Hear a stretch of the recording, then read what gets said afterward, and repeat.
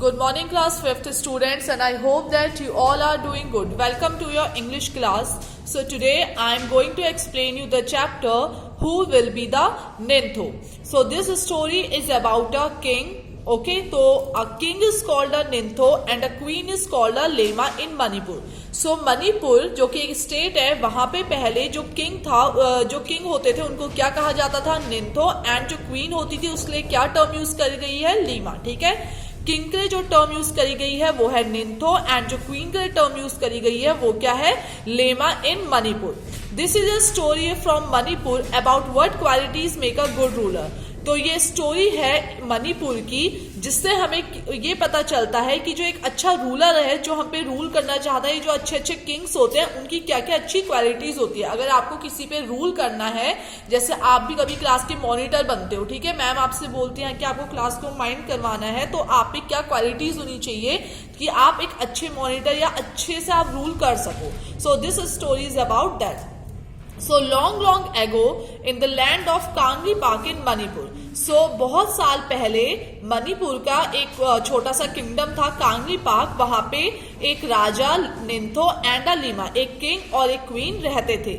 They were lived dearly by the people. और जो उस किंगडम के लोग थे, जो कांगरी पाक के जो लोग थे, वो अपने राजा और अपने रानी को बहुत अच्छा मानते थे, क्योंकि वो जो निंथो एंड लीमा थे वो बहुत अच्छे थे, अपनी जो उनकी प्रजा थी उसके लिए बहुत अच्छे अच्छे काम करते थे, तो इसलिए वहां के लोग भी उन्हें बहुत अच्छा मानते थे. Ningthou and Leima on their part never stop thinking about their people. जो मियम है यहाँ पे वो टर्म यूज करी गई है जनता के लिए. ठीक है, जो लोग उस किंगडम में रहते थे उनके लिए क्या टर्म यूज करी गई है यहाँ पे? मियम. तो जो निंथो और लेमा थे, मीन्स जो किंग और क्वीन थे, वो हमेशा अपनी जनता, अपने लोगों, अपने मियम के बारे में सोचते रहते थे. Okay, Ningthou is king, Leima is queen and मियम मतलब पीपल, लोग. अवर मियम should be happy they said. और वो हमेशा कहते थे कि जो हमारी जनता है, जो हमारी मियम है, वो हमेशा खुश रहनी चाहिए. The people were not the only ones who love their Ningthou and Leima. The birds and animals too love them. और सिर्फ निंथो और लीमा को सिर्फ उनके जो जनता थी, उनकी जो मियम थी, वही प्यार नहीं करते थे, बल्कि जो उनकी प्रजा के बर्ड्स थे, एनिमल्स थे, वो भी अपने किंग और क्वीन को काफी ज्यादा लव करते थे. Okay, the Ningthou and Leima always said everybody in कांगली park should live in peace. और निंथो एंड लीमा मीन्स जो किंग और क्वीन है, वो हमेशा कहते थे कि जो हमारी प्लेस है, जो हमारा किंगडम है कांगली पार्क, इसमें हमेशा हम लोग शांति से रहेंगे और हमारे किंगडम में हमेशा शांति बनी रहनी चाहिए. पीस का मतलब क्या होता है? शांति. Not only the people but the birds, animals and trees. और सिर्फ लोग ही नहीं, सिर्फ लोगों में ही शांति नहीं बनी होनी चाहिए, बल्कि जो यहाँ के बर्ड्स हैं, जो एनिमल्स हैं, जो ट्रीज हैं, वो भी हमेशा खुश रहने चाहिए और उनमें भी अच्छे से वो लोग रहना सीखे. There beloved king and queen had 3 sons, Sanjoba, Sanyama and Santomba. अब ये जो किंग और क्वीन है, इनके 3 चिल्ड्रन थे, 3 बेटे थे. उनके नाम क्या क्या है? संजोबा, सन्यामा और संतोम्बा. इस किंग के 3 बच्चे हैं. 12 years later a daughter was born. अब 12 साल बाद इनकी एक बेटी भी हुई. She was named संतोबी. और इस बेटी का नाम इन्होंने क्या रखा? संतोबी. 3 इनके सन थे और एक डॉटर थी. She was a lovely child, soft and beautiful inside. और जो किंग और क्वीन की जो बेटी थी संतोम्बी, वो बहुत प्यारी थी और बहुत दयालु भी थी, अंदर से भी और बाहर से भी वो बहुत ब्यूटीफुल थी. मीन्स उसका जो हार्ट था वो काफी साफ सुथरा था और बाहर से दिखने में भी वो काफी ब्यूटीफुल थी. She was loved by one and all. और पूरी जनता उसे भी अपने किंग एंड क्वीन की तरह लाइक करती थी. The years went by and the children grew up well. अब कुछ साल बीत गए और वो जो चारों बच्चे थे वो बड़े हो गए. And then one day the Ningthou called all his minister and said. और फिर एक दिन जो निंथो था, मीन्स जो किंग था उस राज्य का, कांगली पाक का जो किंग था, उसने अपने सारे मिनिस्टर्स को बुलाया और उनसे कहा it is time to decide the Tunggi Ningthou the future king. तो किंग ने अपने मंत्रियों को बुलाया और उन मंत्रियों से कहा कि अब टाइम आ गया है कि हम अपने चारों बच्चों में से थ्री सन्स में से टुंगी निंथो को सिलेक्ट करे। टुंगी निंथो कौन है? फ्यूचर का किंग। मतलब अब तो जो राजा है वो बुढ़ा हो जाएगा तो उसको अपने आगे के लिए कोई दूसरा किंग चाहिए होगा ना, तो उसने क्या बोला कि अब टाइम आ गया है कि हम अपना फ्यूचर किंग टुंगी निंथो डिसाइड करें कौन बनेगा।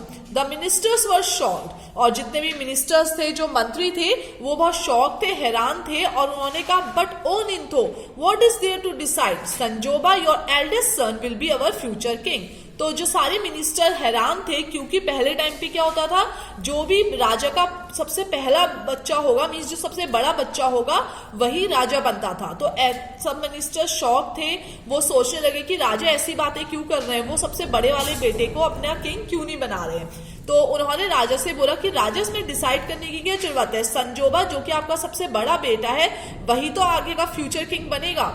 Well the Ningthou replied that's how it happen in the old days. तो निंथो ने क्या रिप्लाई करा? किंग ने बोला कि ऐसा पहले टाइम पे होता था। The eldest son always became the king, ऐसा पहले होता था कि जो बड़ा बेटा है वही राजा बनता था, बट अब टाइम बदल चुका है। So let us select a king who is most वर्दी। वर्दी का मतलब होता है कोई काम करने के लायक, okay, worthy of becoming a king.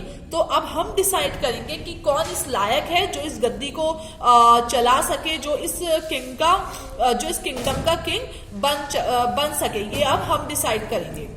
We will have a contest to select the future king. हम एक कॉन्टेस्ट रखेंगे जिससे हम अपना फ्यूचर किंग डिसाइड करेंगे। The Leimas said and so in the land of Kangleipak there was a contest, a horse race. तो लीमा ने बोला कि लीमा और किंग ने बोला कि अब हम एक कॉन्टेस्ट करेंगे और उससे हम डिसाइड करेंगे कि हमारा फ्यूचर किंग कौन बनेगा। And so in the land of Kangleipak there was a contest. तो अब उनके जो कांगली पार्क जो किंगडम था वहां पे एक हॉर्स रेस ऑर्गेनाइज कराई गई, ठीक है, हॉर्स कॉन्टेस्ट ऑर्गेनाइज कराया गया। Whoever reached the Khongnang the banyan tree, Khongnang है यहाँ पे, बनियन ट्री को क्या बोला गया? खोंगनाग, ठीक है, बनियन ट्री का क्या नाम है? खोंगनाग। तो जो रानी थी उसने बोला कि जो भी ये जो खोंगनाग है, जो बनियन ट्री है, इसमें सबसे पहले पहुंचेगा वही हमारा फ्यूचर किंग होगा, ठीक है।